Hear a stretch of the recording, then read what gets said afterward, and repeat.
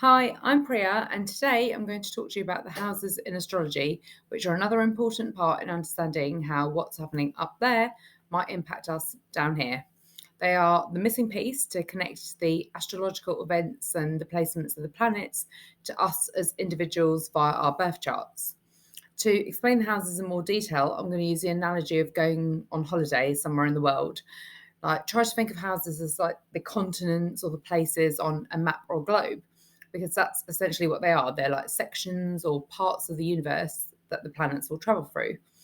Now, imagine each place on this map or house is very different. So you can think of this video as almost like a travel guide, which is designed to tell you all about the different destinations or the houses that you might visit someday and what you might see and experience when you're on this trip of a lifetime. So if we think of the planets as well in this analogy, or the astrological events as the companions that we're traveling with, because we don't want to go on our own. So the energies that these companions are going to let off will give us an indication of how much fun we're going to have on this holiday, depending on the destination and the type of companion. So I don't want to go off track, but if I give the example of Jupiter, which is like the planet of expansion and abundance, like Jupiter's like royalty. So they're definitely not going to make a good traveling companion when they realize that they're staying at a cheap hostel instead of a five-star hotel. So it's just giving you some context around, like, how this might work. So yeah, that was a silly example, but you should hopefully have an idea of kind of what houses are. They're kind of parts of the universe, and why, if you were going on holiday, it would be essential to know the place that you're going to if you want to know what's coming up from astrology. Now, with the descriptions that I'm going to provide, I do feel like they're generally accurate. However, we need to remember that astrology is like hundreds and hundreds of years old. Like, when I provide the descriptions, they're as close to real life as possible that I can give you, but we do need to sometimes think outside of the box, as some of the interpretations in like modern life is very different to, say, back in the day when people used sundials to tell the time. So when I talk about security and stability in the second house, it's very geared towards money, but in this sense, it might also apply to like needing security in your relationship or your living situation. So sometimes you're going to be encouraged to, yeah, think outside the box around this, but hopefully I'll give you enough descriptions and examples for you to be able to relate it to your actual life and what might be happening. So this video will mostly be focused on the houses during eclipse as well. However, depending on your knowledge of astrology, you can obviously apply these to any event, for example, regular moons, full or new. You could apply them to retrogrades and general planet or natal chart placements. Now, don't worry if you don't know what this means, because you'll build your knowledge of astrology over time, and eclipses are probably the most important starting point. So bear with.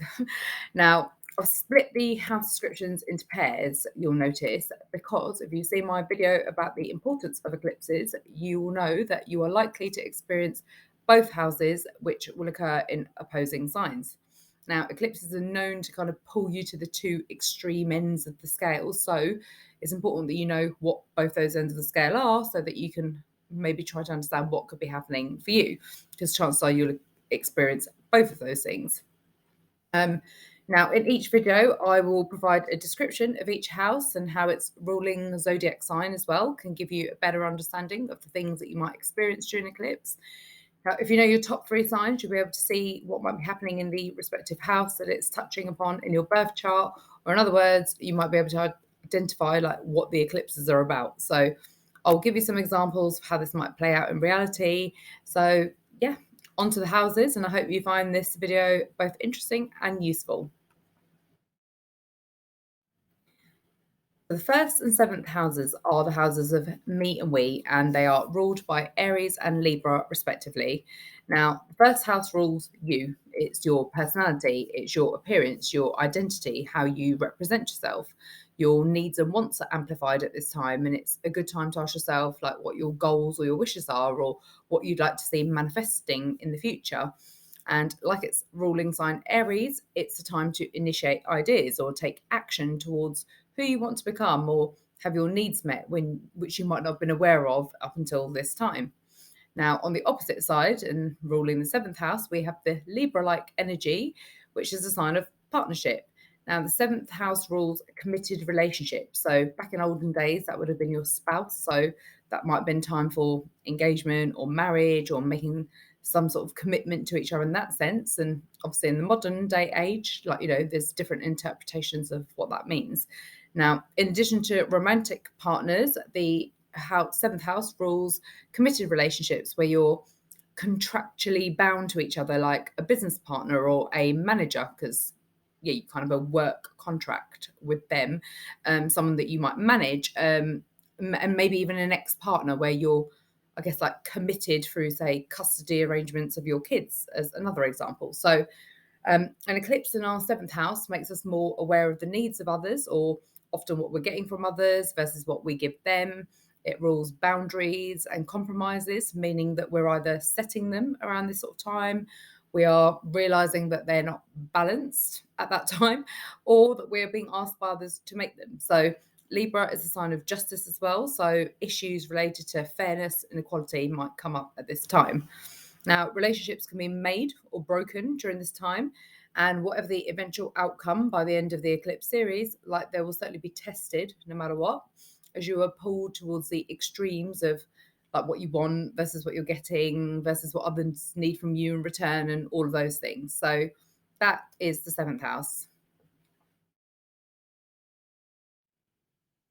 The second and the eighth houses are ruled by the dynamic duo of Taurus and Scorpio.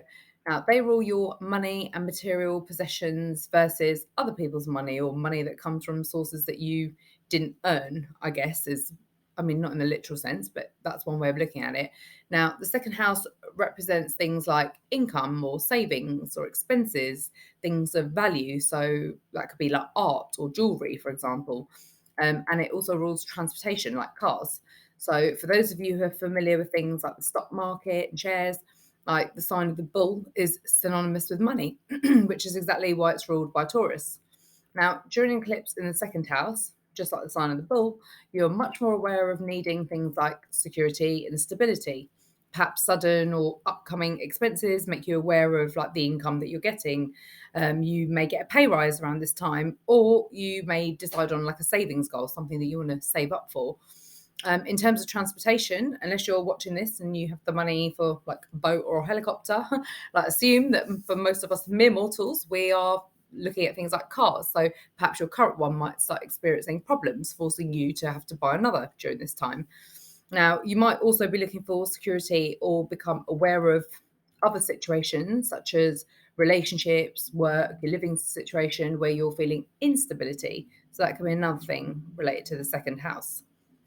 The eighth house is ruled by the sign of Scorpio and represents other people's money. Things that might be highlighted around this time could be like financial windfalls, such as commissions or bonuses or inheritances, refunds, winnings, mortgages, loans, debts, finance agreements, like anything related to stuff like that. For example, if you maybe had the car related problems that I mentioned in the second house, maybe your only option now to get a new car at short notice might be through finance. So it's usually unexpected income, and you might be making a will at this time or having to borrow money from someone. So that might be another thing. And like its sexy ruler, Scorpio, it's also the sign of intimacy emerging. So that might literally mean sex, or that it might be the period of like coming together after marriage, like, when you're getting joint accounts, for example, or in the business sense, it can rule things like mergers or joint ventures. And finally, this house can bring up things related to trust and commitment. So maybe with a significant other. And this house can even mean transformation. The third and the ninth houses represent communications and local community versus philosophy and the wider world. So, ruled by Gemini and Sagittarius, these houses cover lots of things. So, let's get into it. The third house, first and foremost, rules communication. The chatty sign of Gemini perfectly represents the chatter or the noise that this house brings with it. Now, firstly, you may notice communications literally blowing up around this time, like messages, social media, like emails, everything just going off. Chances are that you're very busy at this time, making lots of local trips, and it's like a hive of activity in your social calendar.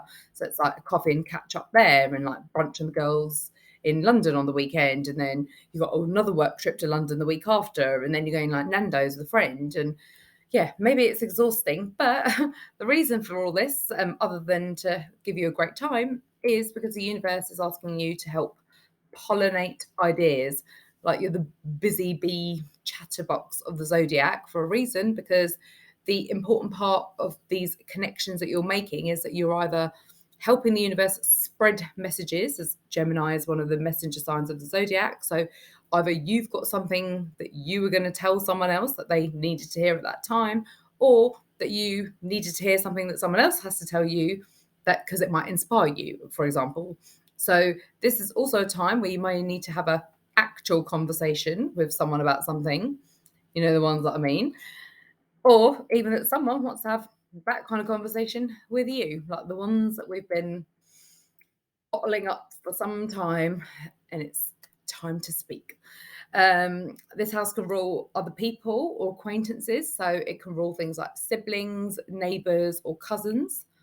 And finally, this house can rule basic skills or information. Now, by this, I mean it might be something where you decide to upgrade your skills, or you're researching information about a particular topic at this time. Now, I'm not talking about researching restaurants on TripAdvisor, but for example, say you decided that you might want to adopt a child or have IVF. So, this might be a period where you're Googling this topic or watching videos on YouTube or asking questions of professionals. So, that might, you know, it's more about the purpose of why you're researching this topic that's relevant, as opposed to the fact that you're doing the research.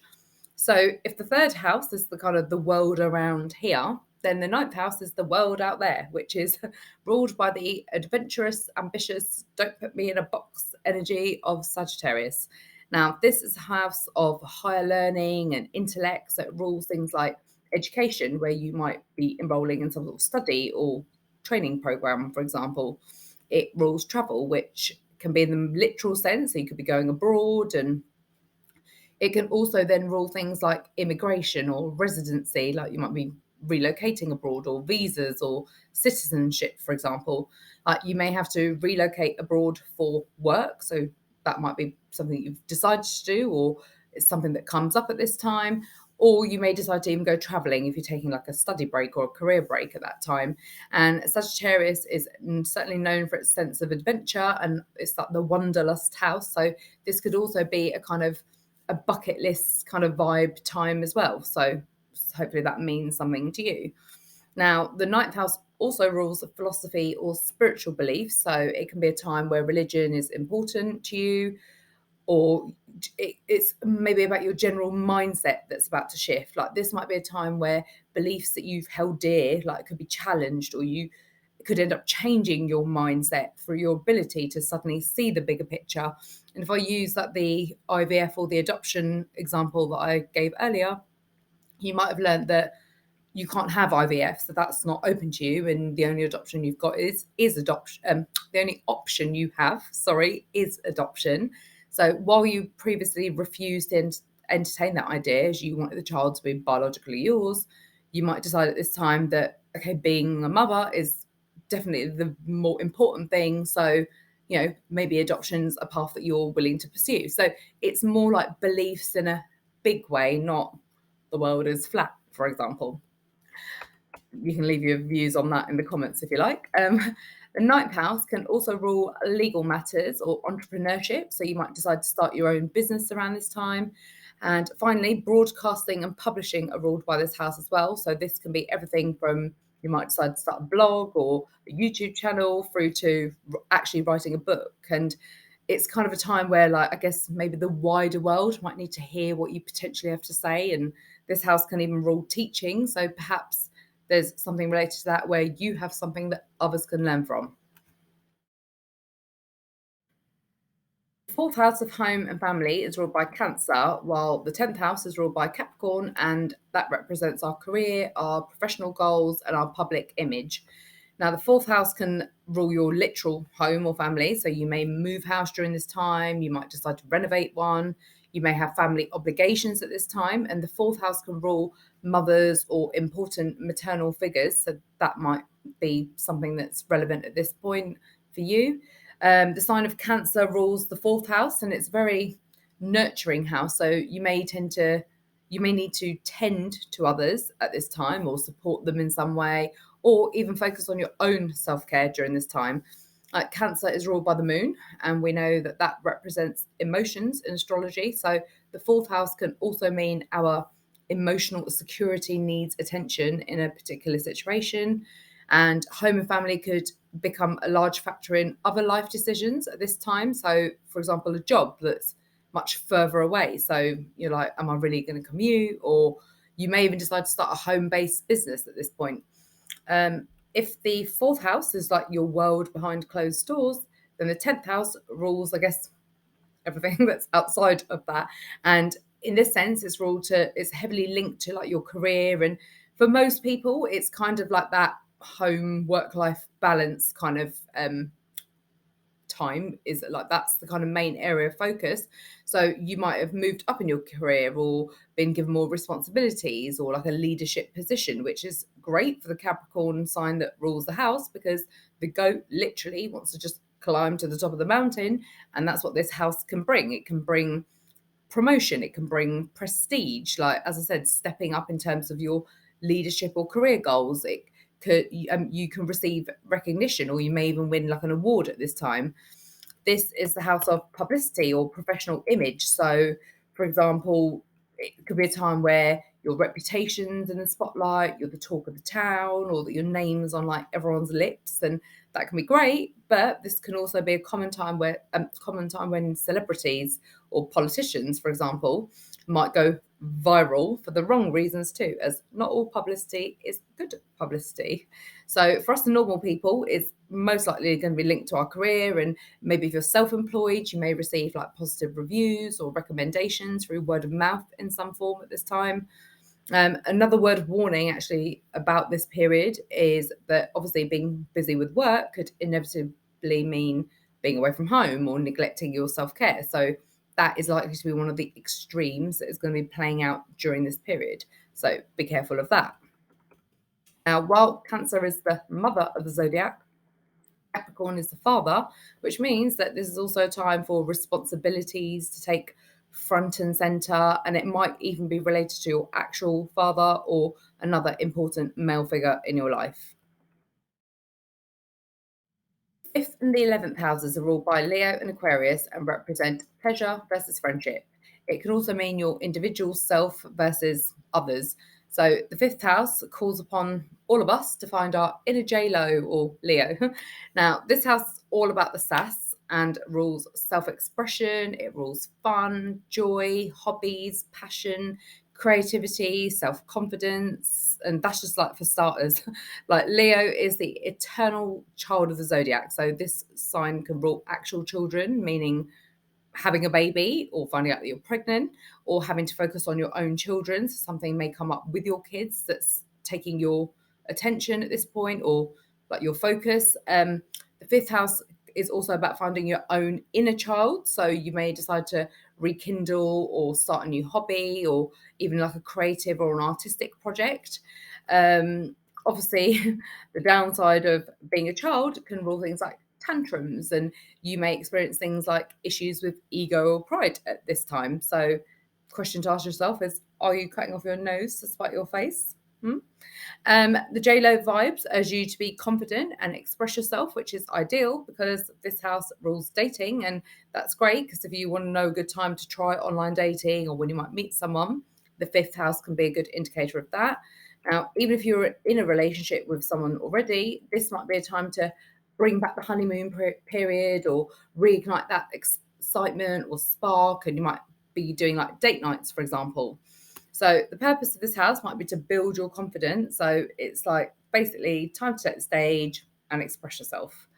Now, if that house is ruling all the things that are fun, then the 11th house will inevitably bring even further opportunities for this because it's a sign of friendships and connections and humanitarian causes and other groups of like-minded people, which is what its ruling sign Aquarius is all about. Now, you might be doing things with friends, or perhaps certain friends or friendship groups may be temporarily or even permanently eclipsed from your life around this time.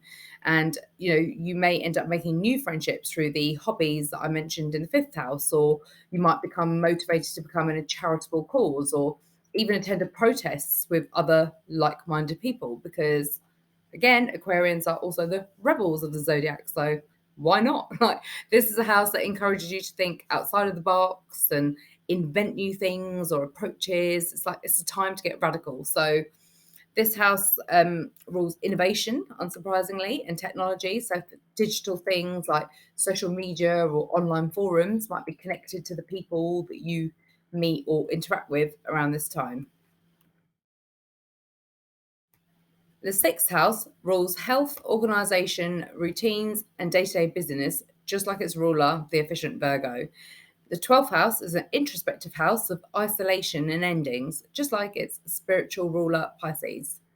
Now, the sixth house can be related to changes in your work. So, you might have a new job around this time, and that may impact some of the key themes of this house, which include things like habits or routines, or delegation or efficiency.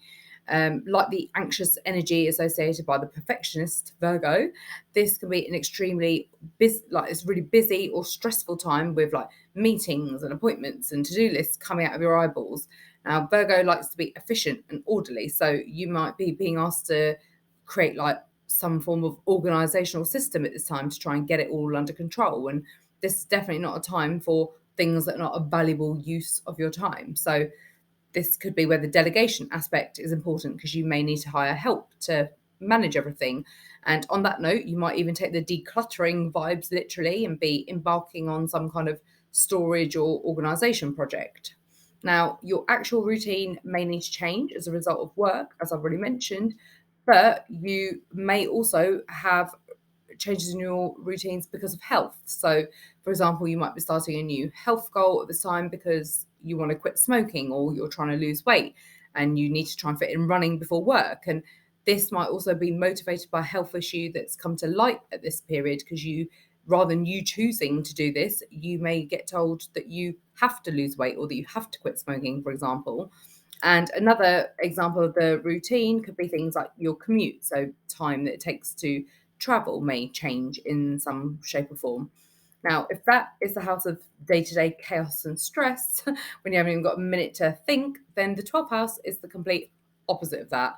It represents isolation. It's a very introspective house where, all you might want to do is just sit and think. Like, people experiencing an eclipse in this house are likely to have many symptoms of depression, as you almost want to like shut yourself off from the world, or at least feel like you want to. Like, you may want to be alone with your thoughts, and a key question is like that's front and center maybe at this time is like, where is my life going? Like, it can also be an extremely emotional house where like literally anything and everything can set you off in like floods of tears, and you just might be feeling like hypersensitive at this time. Now, it's ruled by the dreamy sign of Pisces, which is a sign that's associated with like the other realm, and it's like it's not quite earth, but it's not quite heaven. And it's kind of like this thing where you're like, I don't want to say like an out of body experience, but you might experience like vivid dreams around this time, or you might have you might feel like you're getting signs around this time, or have weird intuitive moments, which are all trying to somehow help you figure out this, like, where are you going to next. And this is the house of rebirth, so I like to think of this house as like the caterpillar that's like cocooned before it's like ready to become a butterfly. And just like the caterpillar, you're going to have to shed some stuff before you're ready to spread your wings and fly. So this house is calling on you to release or end something, which is why it's known as the house of endings. And you need to be like, in through this process, you are trying to figure out like what is stopping you from becoming that butterfly. And it's almost always about releasing something or someone at the end of all of this, whether that's a job, whether it's a fear, it's a limiting belief, whether it's even a relationship of some kind. So this house can have a very heavy energy associated with it, and it's almost like cathartic is how I would describe it. The non-stop tears might be one way of releasing like whatever's buried, like we're flooded with emotions. It might help at this time just to lean into the feels at this time, because sometimes it just helps to know that you're not like losing it, but that the universe is trying to get you to lose something. So it's intense, but I promise you that this is a really transformational time. And it's setting you up for like Priya 2.0 or whatever you're going to be. And just know that even if you can't see it there, like there will be a time where this will all make sense. But yeah, just hold on if that's how it's feeling for you.